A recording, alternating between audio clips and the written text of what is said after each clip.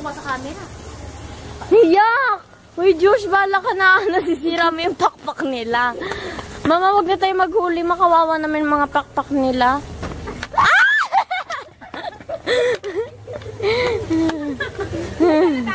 Hala, nawawala na tayo.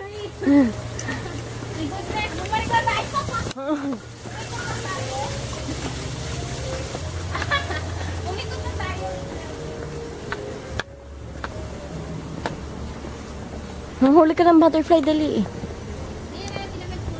Wow! Guys, so cute. Kaya po siya butterfly garden kasi mga dami po siyang butterfly.